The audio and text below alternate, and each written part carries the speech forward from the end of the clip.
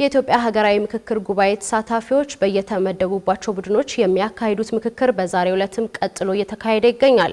እኛም በተከታዩ ዘገባችን በዚህ ሀገራዊ ምክክር ጉባኤ ላይ የተሳተፉ ካሉ የማህበረሰብ ክፍሎች መካከል ሴቶችን ወክላ ከማዕከላዊ ኢትዮጵያ ከምባታ ዞን ከመጣች አንዲት እናት ጋር ቆይታ አድርገናል። አቤል አበበ በተከታዩ ጥንቅሩ ቂምና ኩርፊያ ለቀጣዩ ትውልድ መሻገር የለበትም ከምትለው እናት ጋር የነበረውን ቆይታ እንደሚከተለው አሰናድቶታል። ወደ ጥንቅሩ እናልፋለን።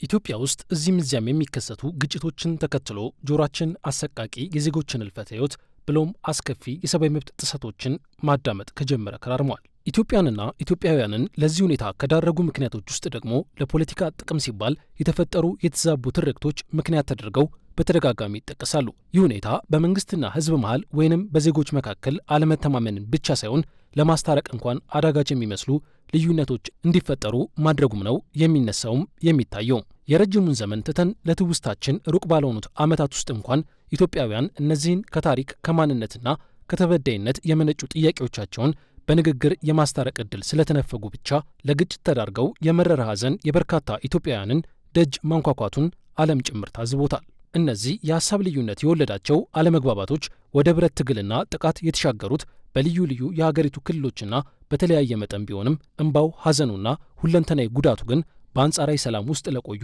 ኢትዮጵያውያን ሁሉ የሚተርፍ ነው እየሆነ ያለው።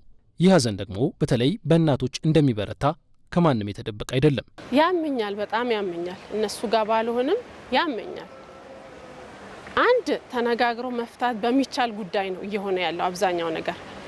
ፕላስ ደግሞ ውጫዊ ብዙ ጠላቶች አሉብን እኛ። በእኛ ሀገር አንድ ተረት አለ። አንድ አባት 10 ልጆች አሉት። 10ሩም ልጆች በሄዱበት እርስ በራሳቸው እየተጣሉ አስቸገሩት። የሆነ ቀን ሲቸግረው ምንድን ያደረገው ዱላ ይሰጣቸዋል። አንዳንድ ዱላ ይሰጥና እስቲ ይህንን ዱላ ስበሩ ይላል። በተናጥል ሲሰብሩት የሁሉም ዱላ ተሰበረ። የሆነ ቀን ደግሞ ሊመክራቸው አስቦ የ10ራችሁንም ዱላ አንድ ላይ አድርጎ አለ። 10ሩም ሲታሰር መስበር አልተቻለም። ስለዚህ ሚሻለን እኔ ብቻ ሳይሆን እኛ አንድ ላይ ሆነን ይመርብን፣ አንድ ላይ እንኑር። ለምሳሌ ልጆቼ በሰላም ወጥተው ካልገቡ ያመኛል። ያቺ እናትም እንደኔው ናት። እንደኔ አሚጣ የወለደች ልጇ የሚገደልባት የምታረድባት ካለች ያመኛል። በየዘመኑ ኢትዮጵያን በሐሳብም ሆነ በፖለቲካዊ ኃይል የመምራት ታሪካዊ እድልን የተቀበሉ ብዙዎች የኔ ብቻ ከሚል የአሸናፊነት አስተሳሰብ ወጥተው በመደማመጥ ባዕድ ጠላትን የሚመክት የጋራ ማንነት ለመገንባት ሲቸገሩ ታይተዋል። የውስጥ ልዩነቶችን አስታርቆ በአብሮነት ስለመቆምና ድል ስለማድረግ ምሳሌ የሆነ ታሪክ ያላት ኢትዮጵያ ከዚህ ያለመግባባት አረንቋ ውስጥ የተገኘችው አድዋን ከሚያክል በዓለም ፊት ከገዘፈ ታሪክ ዞር ብላ መማር ባለመፍቀዷ ነው ትላለች ባለታሪካችን ሰላማዊት ቶማስ። እነሱ የተዋደቁት ያን ሁሉ ዋጋ የከፈሉት ፋርሲ ገበራንቸው ይባላል። በከምባታ ማህበረሰብ 777 ጋር የነበረ ቦታ ነው። ከዛች ቦታ ባዶ እግራቸውን ተነስተው ነው ጠላትን በጋራ የተዋጉት ማለት ነው።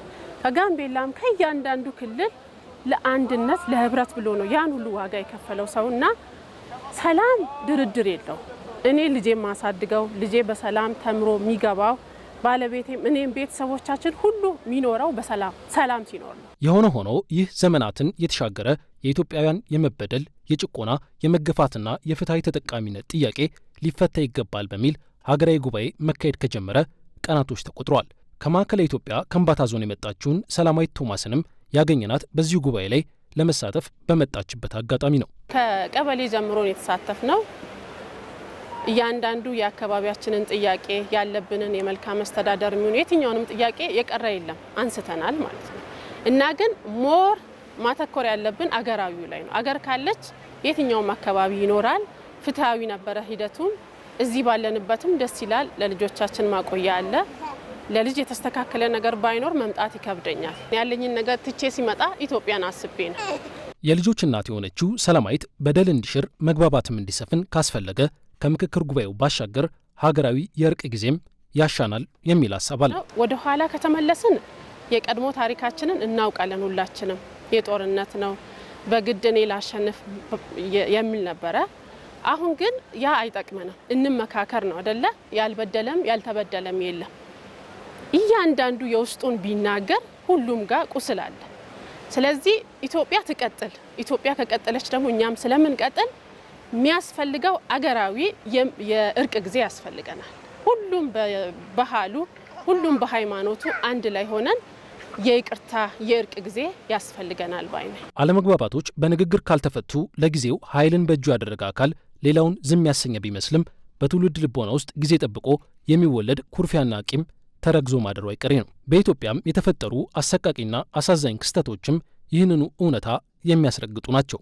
በሀገሪቱ መተንፈስ የሚፈልጉ ብሶቶች፣ መልስ የሚሹ የዜጎች ጥያቄዎች በርካታ ናቸው።